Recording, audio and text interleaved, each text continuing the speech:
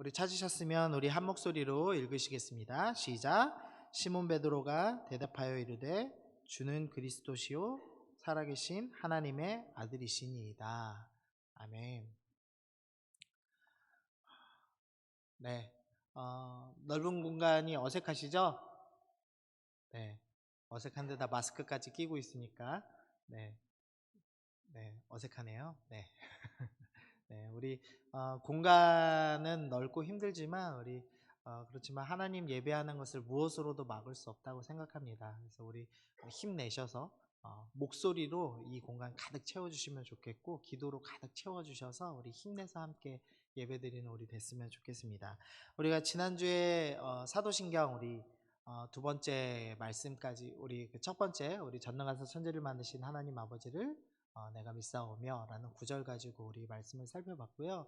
오늘 우리 두 번째 시간입니다. 그 외아들 우리 주 예수 그리스도를 믿사오니 그 내용들을 좀 함께 살펴보는 시간을 가지려고 합니다. 근데 원문에는 라틴어 원문에는 예수 그리스도 외아들 우리 주라는 이렇게 네 단어로 네 순서로 구성이 되어 있습니다. 그래서 원문 순서대로 저희가 좀 나가면서 본문을 좀 살펴보려고 합니다. 먼저 우리가 신앙 고백을 할 때 예수님에 대해서 먼저 이야기합니다. 예수님의 이름은요 히브리어로 여호수아를 헬라어 그리스 말로 음력한 표기입니다. 성경에 보면은 여호수아도 있고 예수아라고 된 것도 있고요. 그 다음에 조금은 다르지만 호세아도 있습니다. 호세아는 구원이라는 의미에서 호세아에서 여호와는 구원이시다라는 의미를 합치면 여호수아거든요. 그래서 다 그냥 합치면 그냥 구원하신다라는 의미입니다. 그래서 여호수아, 예수아, 호세아 다 구원이라는 의미를 갖고 있습니다. 근데 그 이름을 그리스 말로 바꿨을 때 이제 예수라는 이름으로 우리가 번역해서 되어 있습니다. 이름의 뜻은 이제 구원이라는 뜻을 갖고 있습니다. 마태복음 1장 21절 말씀 우리 좀 함께 읽어보시죠. 시작. 아들을 낳으니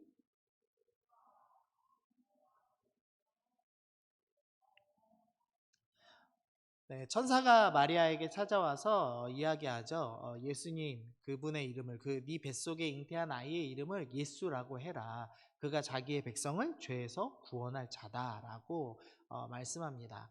예수님의 가장 핵심되는 사역이 있다면 우리를 구원하신 사역이죠. 예수님의 사역의 가장 핵심 내용, 정체성, 구원자로서의 사역의 사명을 갖고 계십니다. 우리가 이 사도신경을 고백할 때 제일 먼저 고백하는 것 중에 하나는 예수님은 우리를 구원하시는 분입니다 라는 고백을 우리가 하고 있는 겁니다. 우리가 뒤에 조금 더 살펴보도록 하겠습니다. 두 번째로는 그리스도에 대해서 이야기합니다. 예수 그리스도. 이 이름하고 직분을 이렇게 붙여서 보통 표현하죠. 그래서 저로 얘기하면 이재암 목사라고 할 때 제 이름이 목사가 아니죠. 제 이름이 뭐죠? 모르세요? 네, 제 이름이 네, 감사합니다. 이럴 때 막 불러보세요. 네, 친구 고마워요. 네, 네, 이재함이 이름이고 직분이 뒤에 붙죠. 그래서 이재함 목사. 이순신이면 이순신 장군. 이름과 직분이 이제 보통 같이 불러서 표현되죠. 그것처럼 예수 그리스도라고 할 때 예수님은 이 땅에서 살고 계실 때 이름으로서 사용하신 것이고 그다음에 그리스도는 직분을 의미합니다. 여기서 이 그리스도는 히브리어 메시아를 번역해 놓은 단어입니다. 그리스 말로 헬라어로 번역해 놓은 말인데 뜻은 기름 부음 받았다라는 말입니다. 역사적으로 보면은 다윗이 사울을 얘기할 때 기름 부으심 받은 자다라는 표현을 계속하죠. 처음에는 이제 왕에게 주로 자주 사용되던 표현이었습니다. 그랬다가 다윗이 왕이 되면서 그리고 다윗의 자손을 통해서 구원자가 오신다라는 그 하나님의 약속의 말씀을 기초로 해서 다윗의 자손이 메시아 구원하러 오시는 분이다라는 것으로 역사적으로 정착됐습니다. 그래서 기름 부음 받은 사람, 그 사람이 왕인데 그 왕은 다윗의 자손이고 다윗의 자손은 구원자시다라는 이 메시아는 구원자다라는 명칭이 이렇게 정착돼 왔습니다, 역사적으로. 근데 사실 기름 부음 받은 직분이 구약에서는 세 가지 직분이 있습니다. 선지자와 제사장과 왕의 직분이 있습니다. 그래서 사실은 메시아다, 그리스도다라는 표현을 사용할 때는 이 세 가지 직분을 다 가지신 분을 의미하는 겁니다. 그래서 예수 그리스도, 그러면 예수님은 선지자이십니다. 예수님은 제사장이십니다. 예수님은 왕이십니다. 라는 것을 우리가 성경적으로는 고백한다고 할 수 있겠습니다. 그러면 이제 그리스도 직분에 대해서 좀 먼저 살펴보도록 하겠습니다. 예수님은 먼저 선지자셨습니다. 백성들이 예수님을 선지자 예수다라고 인식하기도 했고요. 그 다음에 모세가 나와 같은 그 선지자가 온다라고 예언한 그 선지자가 바로 예수님이다라고 표현합니다. 선지자가 하는 가장 중요한 일은 하나님의 말씀을 대언하는 일이라고 할 수 있겠습니다. 근데 이 하나님의 말씀을 크게는 이제 두 가지로 나누죠. 이제 일반 계시와 특별 계시라는 말로 부르기도 하는데, 일반적인 지혜를 가르쳐 주시기도 했습니다. 예를 들면 성경에서 세상 사람들도 알 수 있는 지혜를 기록해 놓은 말씀이 어디에 있죠? 성경에 세상 사람들이 읽어도 아주 좋은 지혜의 말씀 기록해 놓은 거. 힌트 두 글자. 네, 잠언입니다. 잠언. 그렇게 대표적으로 예를 들면 원수를 사랑하라, 이런 말씀은 우리가 꼭 복음적으로 해석하지 않더라도 세상 사람들이 들어도 지혜로운 말이죠. 그러니까 선지자로서 세상에서의 지혜로운 말씀을 하시기도 했습니다. 예수님이 그러셨고 또 선지자들이 그렇게 얘기했습니다. 그러나 그것만 아니라 여기서 예수님이 그리스도시다, 예수님이 선지자시다라고 얘기할 때는 조금 더 중점되는 말이 무엇이냐면 복음을 전하신 것입니다. 정말 진리를 전하셨다라는 의미에서 예수님은 그리스도시다, 예수님은 선지자시다라고 할 수 있겠습니다. 두 번째로 예수님은 제사장의 직분을 갖고 계셨습니다. 근데 제사장이요, 지금 세 가지로 좀 살펴보려고 합니다. 먼저는 제사장은 속죄를 했습니다. 우리 레위기 16장 33절 제가 읽어보겠습니다. 지송소를 속죄하며 회막과 제단을 속죄하고 또 제사장들과 백성의 회중을 위하여 속죄할지니. 대제사장을 세우고 그 대제사장이 하는 역할이 뭐냐면 백성들을 위해서 대신 죄를 해결해주는, 죄의 값을 대신 지불하는 일들을 했습니다. 제사장이 보통 제물을 갖고 나오면 그 제물을 어떻게 하죠? 죽이죠. 먼저 제물을 바치는 사람이 제물에 손을 얹고 자기의 죄를 고백합니다. 그러면 죄가 제물에게 넘어가죠. 그럼 그 제물을 갖다가 이제 제사장과 이 제물 바치는 사람들이 죽임으로써 죄를 해결하는 역할을 감당했습니다. 예수님께서 대제사장의 역할을 감당하셨다고 성경이 우리 가운데 말씀합니다. 히브리서 2장 17절 보시면, 그러므로 그가, 여기서 그는 예수님입니다. 그가 범사의 형제들과 같이 되심이 마땅하도다. 이는 하나님의 일에 자비하고 신실한 대제사장이 되어 백성의 죄를 속량하려 하심이라. 예수님께서 대제사장이 되셔서 우리의 죄를 속량, 속죄, 해결해 주셨다라고 표현하고 있습니다. 이건 뭐 우리 너무 잘 알고 있죠. 예수님이 이 땅 가운데 오셔서 가장 중요하게 행하신 일이 우리의 죄를 해결해 주신 일이다. 그럼 우리 다 알고 있습니다. 네, 이제 두 번째로 예수님이 제물이 되셨다는 표현을 하고 있습니다. 히브리서 9장 25절에 보면, 우리 빨간 글씨만 보시면은요, 이제 자기를 단번에 제물로 드려 죄를 없이 하시려고 세상 끝에 나타나셨다라고 표현합니다. 예수님께서 그리스도로서 하신 일 중에 하나가 무엇이냐면 자기 스스로를 제물로 드리신 것입니다. 제사를 지낼 때 제물이 있고 제사 지내는 사람이 있습니다. 이 제사 지내는 사람이 자신의 죄를 이 제물의 머리에 손을 얹고 다 고백을 하죠. 그러면 그 제물에게 자신의 죄가 전가되고 제물이 갖고 있는 그 흠없음이 제물을 드리는 사람에게 전가되는, 양쪽으로 전가된다는 거 우리 창세기에 배우셨죠? 그것처럼 지금 제물인 예수님께 우리의 모든 죄가 전가됐습니다. 그리고 이제 예수님은 제물이 되셔서 어디에 달려 죽으셨죠? 십자가에 달려 죽으심으로써 우리의 죄를 해결하셨습니다. 그래서 이 제사에서 제사장의 역할이 있고 제물의 역할이 있고 또 제물을 드리는 사람의 역할이 있는데, 여기서 제사장과 제물의 역할을 예수님께서 모두 감당하셨다라는 것을 그리스도라는 이 직분으로서 설명하고 있는 겁니다. 예수님이 우리의 죄를 대신 짊어지시고 십자가에 달려 죽으셨다. 제물이 되셨다라고 표현하고 있습니다. 또 하나는 중보자의 역할을 제사장이 감당했습니다. 아론과 그의 아들들에게 말하여 이르되 너희는 이스라엘 자손을 위하여 이렇게 축복하여 이르되 여호와는 내게 복을 주시고 너를 지키시기 원하며 여호와는 그의 얼굴을 내게 비추시고 은혜 베푸시길 원하며 여호와는 그 얼굴을 내게 향하여 두사 평강 주시기를 원하노라. 이 대제사장의 축복이라고 부르는 말씀인데요. 대제사장이 백성들을 위해서 속죄하는 일을 하였고 또한 축복하는 일을 하였습니다. 그러니까 하나님께 백성들을 위해서 기도하는 역할을 감당했다고 또한 이야기합니다. 예수님께서 십자가에 달리심으로 단번에 드리시는 제사를 마치셨습니다. 그것으로 제사장의 역할을 끝내신 게 아니라 이제 예수님께서 하늘에 올라가서 어디에 앉아 계시죠? 하나님 우편에 앉아 계시면서 무슨 일을 하고 계시냐면 중보하고 계시다라고 표현합니다. 우리 말씀 읽어보겠습니다. 우리 로마서 8장 34절입니다. 시작. 누가 정죄하리요?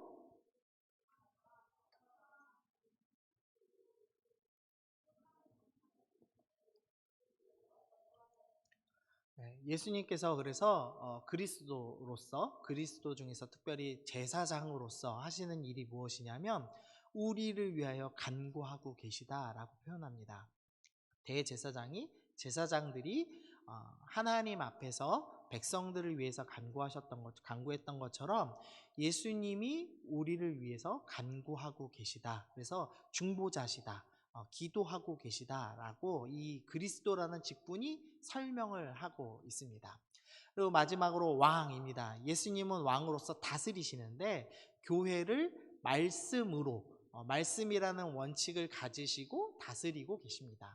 또 하나 하시는 일이 있는데 왕으로서 우리를 원수로부터 보호하는 일을 하고 계십니다.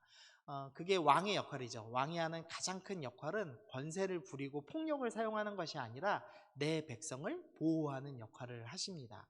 그래서 십자가에 달리신 일을 왕의 역할로 표현하기도 합니다. 예수님께서 십자가에 달리심으로써 죄악에서 하나님의 진노로부터 우리를 어떻게 하시죠? 보호하셨습니다. 그래서 예수님의 그리스도의 직분을 통해서 지금 설명하는 겁니다. 예수님은 선지자로서 우리에게 진리를, 복음을 가르쳐 주셨습니다. 예수님은 제사장의 직분으로 속죄하시는 역할을 하셨고 제물로서 십자가에 달리셨고 대제사장이 기도하는 것처럼 중보자로서의 일을 우리 가운데 감당하셨습니다. 그리고 마지막으로 예수님은 왕으로서 우리 가운데 다스리고 계시고 우리를 보호하십니다 라고 이야기합니다. 그래서 우리가 사도신경을 고백하면서 예수님은 그리스도십니다. 주는 그리스도십니다 라고 고백할 때 예수님은 우리를 위해서 선지자의 역할을 감당하십니다. 제사장의 역할을 감당하십니다. 왕으로서 역할을 감당하고 계십니다 라고 우리가 고백하는 것입니다. 단순히 네 글자지만 이렇게 깊은 의미를 갖고 있습니다. 우리 세 번째로는 좀 외아들이라는 의미를 살펴보겠습니다. 먼저는 좀 외아들이라는 용어는 사실 조금 애매합니다. 왜냐하면 외아들이라고 하면은 딸이 있다는 얘기가 될 수도 있거든요. 그래서 사실은 조금 더 정확하게는 독생자, 유일하신 분이다, 유일하신 아들이다라는 용어가 조금 더 명확하다고 할 수 있겠습니다. 이 유일하다는 표현에 조금 강조점을 둬야 되는데요. 왜냐하면 삼위일체 하나님, 성부 하나님이 계시고 성자 예수님이 계시고 성령님이 계신데 아들로서 유일한 분이시죠. 그래서 이 유일한을 강조하는 독생자라는 표현이 조금 더 명확한 것 같습니다. 우리 마태복음 3장 17절 말씀 우리 함께 읽어보시겠습니다. 시작. 하늘로부터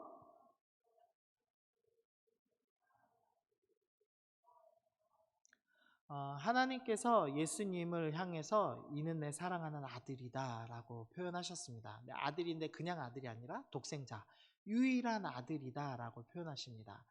우리가 지난주에 삼위일체를 좀 살펴봤습니다. 삼위일체에서 예수님과 하나님은 처음부터 함께 계신 분, 비록 우리의 언어로 설명할 수 없기 때문에 아버지와 아들이라는 우리가 가장 이해하기 쉬운 단어로 설명하시기는 했지만 하나님과 예수님이 처음부터 함께 계시는 존재로서 사랑을 나누고 계셨다라는 우리가 설명을 들었습니다. 우리가 서로 사랑을 나누고 계시고 그 사랑이 아주 충만하게 있었다. 극진한 사랑을 누리는 존재로서 하나님과 예수님의 관계가 있었다라고 성경은 설명하고, 그것을 표현하기 위해서 독생자 예수님이다라고 설명을 하는 겁니다. 그래서 단순히 아버지와 아들이었대 이 정도 수준이 아니라 정말 그 깊은 사랑, 가장 깊은 사랑을 표현하는 단어로 독생자라는 단어를 사용한 것입니다. 근데 예수님께서 이 독생자의 관계, 하나님과 자신의 그 놀라운 사랑의 관계를 단 둘만 또는 성령님 통해서 세 분만 누리는 것이 아니라 그 사랑의 관계를 우리도 참여하게 하신다라고 성경에서 말씀합니다. 우리 요한복음 17장 우리 23절 읽어보겠습니다. 시작. 곧 내가 그들 안에 있고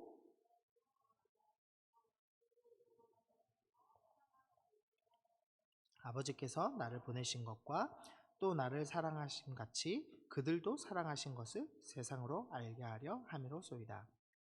예수님께서 이 땅에 오셔서 하신 가장 중요한 일이 뭐냐면 하나님과 예수님이 서로 사랑하심 같이 그 사랑하심을 우리도 참여할 수 있다는 것을 가르쳐 주셨습니다. 그래서 우리가 하나님이 창조주가 나를 사랑하신다라는 것을 우리가 알 수가 없죠. 우리는 사랑한다라고 표현할 때 정확한 그 의미를 이해할 수 없습니다. 예를 들면 제가 여기 앞에 있는 우리 성화자매한테 자매님 사랑해요 라고 제가 말한다고 해볼게요. 그러면은 이 사랑을 어느 정도 수준으로 이해할 수 있죠? 사랑의 수준이 여러 가지 있잖아요. 사랑의 수준이 예를 들면은 친구와의 사랑이 있을 수 있고 그냥 얼굴만 아는데 그냥 사랑합니다 대충 고백하는 사랑도 있고, 아니면 저와 저희 집사람이 나누는 사랑이 있죠. 사랑의 레벨이 좀 다르죠. 근데 제가 사랑합니다라고 얘기할 때 제가 여기 있는 자매님한테 어느 수준의 사랑으로 사랑한다고 표현한 걸까요? 어, 동지. 네. 예, 자매님과 저 동지의 사랑. 그거 맞죠? 예, 동지의 사랑이죠. 제가 아내를 사랑하는 사랑으로 자매님을 사랑한다고 하지는 않았겠죠? 네, 이렇게 반응하시면 제가 당황스러워요. 네, 네, 네, 민망하네요. 네. 사랑에 항상 레벨이 있습니다. 그래서 어느 사랑이냐에 따라 다른데, 하나님이 내가 너를 얼마나 사랑하는지를 알려줄게. 그 사랑의 깊이가 어느 정도인지를 설명하고 싶으신 겁니다. 그래서 그 설명을 어떻게 하시냐면, 하나님과 성자이신 예수님이 사랑한 만큼 내가 사랑한다는 걸 가르쳐 주고 싶으신 겁니다. 그래서 예수님의 사랑과 하나님의 사랑을 설명하면서 너희가 그 사랑 안에 사랑을 알게 하겠다, 참여하게 하겠다라고 설명하신 것입니다. 그래서 성경은 항상 하나님을 어떻게 우리가 알 것이냐, 예수님 믿는 사람들, 우리 신자가 어떻게 하나님 사랑하는 걸 알 것이냐라는 표현을 항상 할 때마다 예수님 안에서 사랑한다라는 표현을 씁니다. 우리가 예수님을 통하지 않고는 그 사랑이 어떤 수준인지를 알 수가 없기 때문에 예수님과 하나님이 사랑하신 그 사랑만큼, 그 깊이만큼 우리도 하나님과 서로 사랑의 관계를 나눌 수 있습니다 라고 표현하죠. 물론 또한 예수님 안에서 사랑한다는 표현은 예수님이라는 속죄 제물을 통해서, 그 예수님께서 단번에 드리신 그 속죄 제사를 통해서 우리가 하나님과 나와 서로 원수된 관계를 회복하고 사랑한다라고 할 때 예수님 안에서 사랑하게 되었다는 표현을 쓰기도 하고, 또한 우리의 사랑의 깊이가 예수님과 하나님과 사랑했던 그 깊이만큼 우리도 양자되어서 그 주님과 사랑을 나눌 수 있습니다 라는 표현을 합니다. 그래서 우리가 독생자 예수님을 믿습니다라고 할 때 유일하신 아들께서 유일하신 아버지와의 그 사랑의 관계를 누리고 계셨고, 나도 이제는 그 사랑의 관계에 참여되어서 나도 양자로서 유일하신 그 하나님과 사랑에 참여할 수 있게 됐구나, 예수님을 통하여서 그 사랑 안에 참여할 수 있게 되었구나 라는 것을 믿고 고백하게 되는 것이 이 사도신경의 신앙 고백이라고 할 수 있겠습니다. 네 번째로 우리 주에 대해서 좀 살펴봐야 되겠는데요. 우리 주를 좀 두 가지 관점에서 좀 보려고 합니다. 먼저 예수님은 하나님이시다라는 의미로 좀 살펴보겠습니다. 유대인들이 이 고백을 드릴 때 예수님은 우리 주님이십니다라는 고백을 드릴 때 유대인들은 주님을 오직 하나님으로만, 여호와 하나님 한 분으로만 이해했습니다. 그래서 유대인들이 이 고백을 들으면 막 화를 내죠. 우리의 주님은, 우리의 유일하신 믿는 분은 오직 여호와 하나님 한 분밖에 없는데 너희가 감히 여호와의 자리에 예수님이라는 청년을, 사람을 집어넣었다 그러면서 화를 내는 장면이 있죠. 그래서 유대인들 앞에서 예수님이 우리의 주님이십니다 라고 고백할 때는 예수님은 하나님이십니다. 예수님은 동등된 분이십니다. 하나님과 동등된 분이십니다. 예수님은 유일하신 분이십니다 라는 고백이라고 할 수 있겠습니다. 그래서 우리가 예수님 주님이세요 라고 고백할 때는 주님은 신이십니다. 주님은 한 분 유일하신 하나님입니다 라는 고백일 수 있겠습니다. 4세기의 그 아리우스라고 부르는 이 이단들이 이렇게 주장했습니다. 예수님은 모든 피조물보다 먼저 창조된 존재다. 그러니까 성경에서는 예수님과 하나님이 동등됐다고 표현하는데 이들이 논리적으로 이해가 안 되니까 피조물보다는 먼저 창조됐다. 그러나 하나님보다는 열등한 존재이다 라고 이해를 했습니다. 그래서 이렇게 이해하는 겁니다. 예수님이 엄청 뛰어나서 신으로 불리는 거다. 그러나 창조물이다 라고 이해하는 겁니다. 지금도 이런 식의 주장을 하는 이단들이 있는데요. 여호와의 증인이 대표적입니다. 여호와의 증인은 예수님이 아주 뛰어난 피조물이지 하나님과 동등된 존재는 아니다 라고 설명을 하기도 합니다. 근데 우리가 물론 고백할 때, 지금 우리가 우리 주 예수님입니다 라고 고백할 때 우리는 다 예수님을 하나님이시라고 인정은 하죠. 아멘? 네, 그렇게 인정하시죠?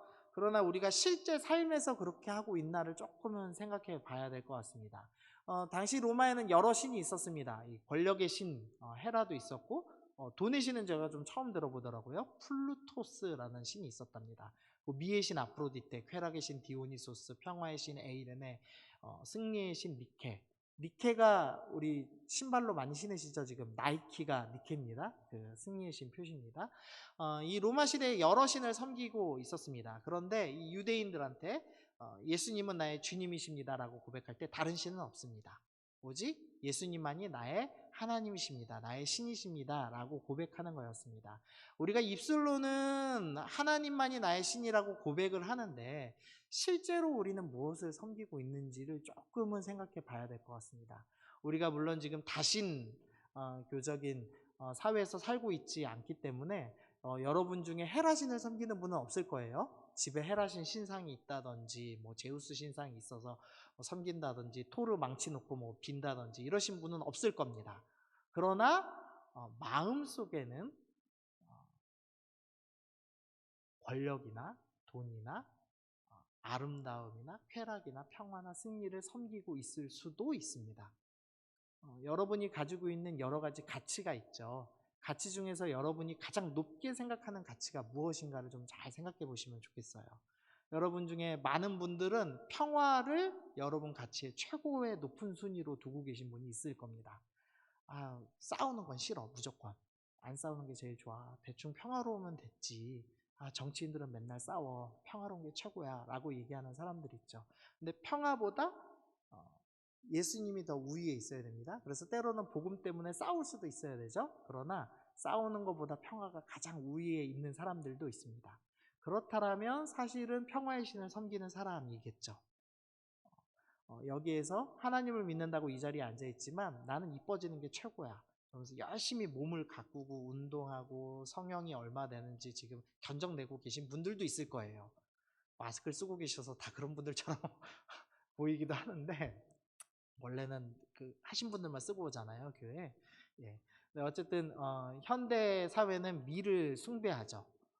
그래서 미의 신을 사실은 숭배하듯이 살고 있는 사람이 있을 수도 있겠습니다. 그리고 승리, 나는 뭘 해도 이겨야 돼. 승부욕이 강하신 분들이 있어요. 뭘 해도 이겨야 되는 분들. 그분들이 사실은 하나님 믿는 것보다 내 승리를 더 우위에 두고 사시는 분들이 계실 수도 있겠습니다. 그렇다면 우리 주 예수님이라고 입술로는 고백하는 건데 마음을 다해 고백하는 건 아닐 수도 있다는 겁니다. 여러분 이 중에서 섬기는 신 있으세요? 네, 대답하시면 안 되죠. 네, 있으시지 않아야 되죠. 우리는 누구만 섬긴다? 예수님만. 그래서 모든 가치 최우선은 예수님을 둬야 됩니다. 만약에 내가 권력을 잡을 수 있는 좋은 기회가 있는데 그게 내 신앙과 충돌한다. 그럼 어떻게 해야 되죠? 권력을 포기해야 됩니다. 네. 돈 100억을 얻을 수 있는 좋은 기회와 복음을 따르는 기회, 나는 예수님 주님이십니다라고 선포해야 되는 이 기회가 충돌해요. 내가 예수님을 주님이라고 고백하는 순간 100억을 포기해야 되는 상황이 있습니다. 자, 여러분 어떡 하실래요? 네, 좀 더 크게 고백해봐요. 네, 자, 하나, 둘, 셋. 네, 하나, 둘, 셋 해도 뭐 얘기를 안 하. 네, 네, 여러분 회개하십시오. 네, 천국이 가까이 왔고요. 네, 네, 코로나를 보면서 주님을 주님이 살아계신 보시고, 네, 돈 100억보다 주님이 나의 주님이시라는 것을 고백하셔야 됩니다. 내가 이뻐지는 것보다 주님이 나의 주님이심을 고백해야 됩니다. 평화롭게 사는 것보다, 안정적인 삶보다 주님이 나의 주님이심을 고백해야 됩니다. 때로는 그래서 내 삶의 안정을 해칠지라도 주님이 나의 주님이십니다 라고 고백해야 합니다. 이거는 사실 지금 예수님은 주인이시다라는 고백을 좀 살펴보려고 하는데요. 유대인들에게 주님이 주님이십니다라고 할 때 하나님, 예수님은 하나님이십니다라는 고백이었다면, 로마인들에게 당시 전체 세계관에서는 나의 주님이라는 표현을 황제에게 사용했습니다. 퀴리오스라는 이 단어로 황제가 나의 주인이십니다. 영어로는 my lord라는 표현을 쓰죠. 그래서 왜 미드 보시면 중세시대 배경하거나 판타지 영화 보면 yes my lord 뭐 이런 거 하잖아요. 거기서의 그 my lord가 주인님이십니다 라는 표현을 하는데, 예수님은 나의 주인이십니다 라고 하는 표현입니다. 그래서 이 표현을 예수님께 사용하는 순간 공적으로 나는 황제를 섬기는 것이 아니라 나의 주인은 예수님이십니다 라고 고백하는 거죠. 이 고백 하나 때문에 로마에 있는 수많은 성도들이 고난을 당하고 순교를 당하기도 한 것입니다. 나는 권력을 섬기지 않습니다. 나는 아름다움을 섬기지 않습니다. 나는 돈을 섬기지 않습니다. 그것을 넘어서 나는 황제도 섬기지 않습니다. 나는 오직 하나님만을, 예수님만을 나의 주인이라고 인정합니다. 나는 세상에 있는 많은 신들 중에 하나로 예수님을 섬기는 것이 아닙니다. 나는 여러 가지 진리들 중에서 예수님을, 여러 많은 진리 중에서 나는 주관적으로 예수님이 신들 중에 하나고 괜찮은 신이라고 섬기는 것이 아닙니다. 나는 객관적으로 예수님만 유일하신 구세주시고 예수님을 믿지 않으면 구원을 받을 수 없다는 것을 믿고 예수님을 주인이라고 인정합니다. 이렇게 고백할 때 우리 주 예수님이라는 고백을 했습니다. 그래서 사도 바울이 복음을 요약하는 가장 짧은 말을 할 때요, 어떻게 표현하냐면 예수님은 주님이시다라고 이야기합니다. 우리 말씀 읽어보시죠. 시작. 내가 만일 입으로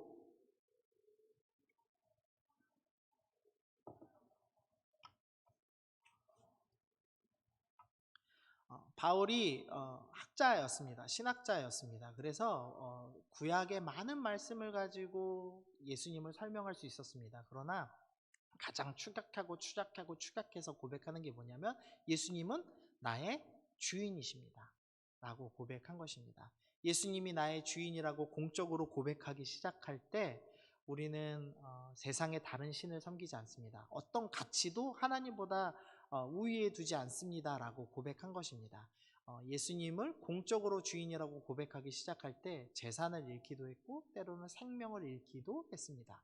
그럼에도 불구하고 이 초대교회 사람들이 이 사도신경을 고백하면서 예수님은 나의 주님이십니다, 황제는 나의 주인이 아닙니다 라고 고백을 하였습니다. 여러분은 정말로 예수님을 주인이라고 고백하는 삶을 살고 계십니까? 여러분이 그렇게 고백한다고 할 때는 아까 얘기했던 거랑 똑같은 적용이죠. 세상에서 누릴 수 있는 권력, 돈, 쾌락, 아름다움, 여러 가지 좋은 가치들이 있는데 예수님이 주인이시라는 이 고백 한마디 때문에 이 모든 걸 잃어버릴지라도 나는 예수님을 주인이라고 고백할 수 있는가의 질문입니다. 여러분이 아마 예수님을 공적으로 고백하는 신앙 고백들 중에 하나가 식기도일 거예요.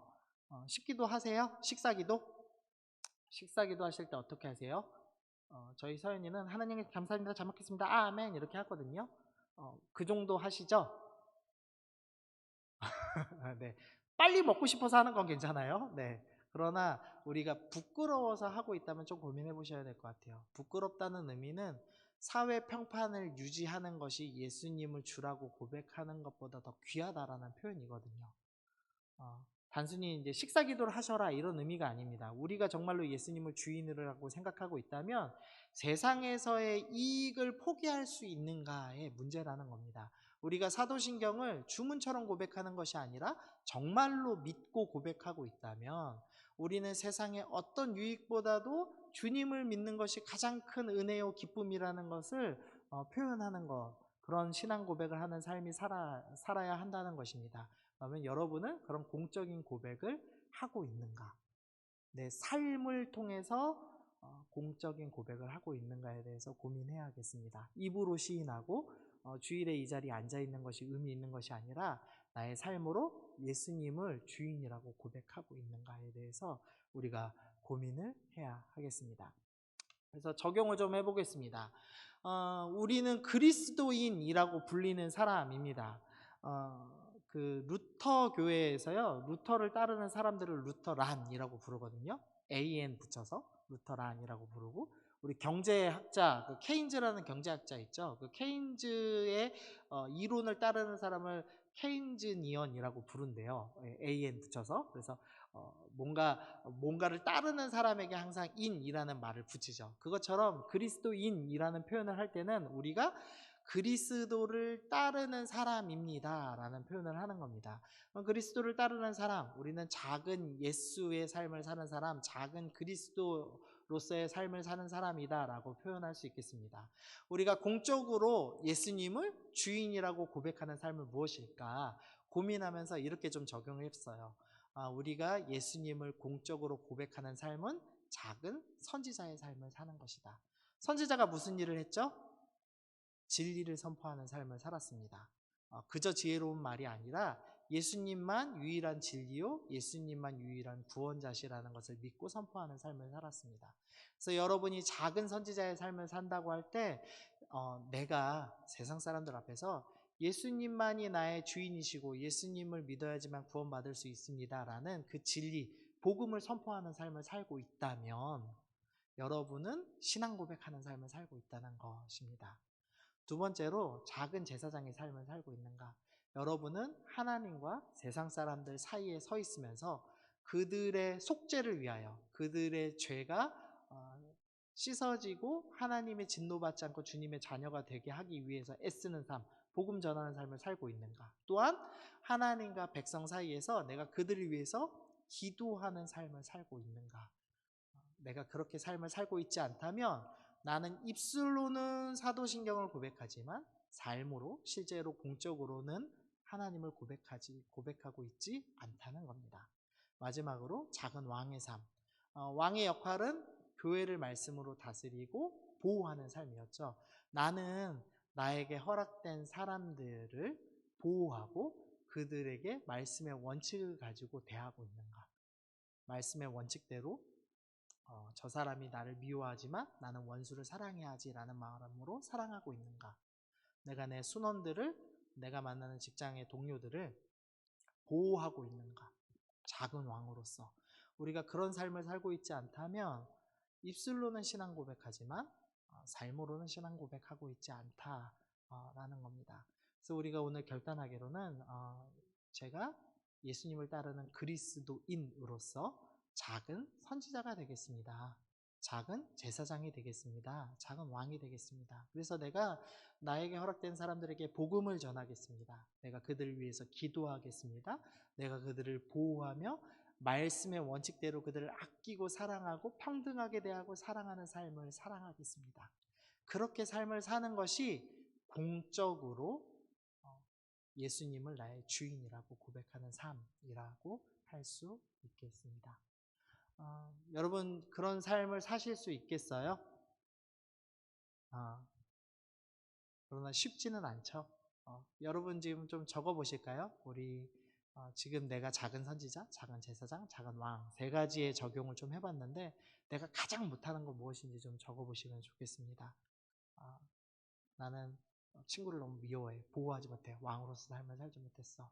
나는 기도하지 못했어. 난 작은 제사장의 삶을 살지 못했어. 이렇게 서로가 좀 자기 삶을 좀 돌아보시면서 적어보십시오. 그리고 결단하셨으면 좋겠습니다. 이번 한 주에 내가 공적인 신앙 고백하는 사람으로서 내가 작은 선지자의 삶 살아서 한 명한테 꼭 복음 전해야지. 내가 작은 제사장 삶을 삶으로써 내가 꼭 기도하는 삶을 살아야지. 이런 식으로 잠깐 우리 한 1분 정도 우리 적어보는 시간 갖겠습니다.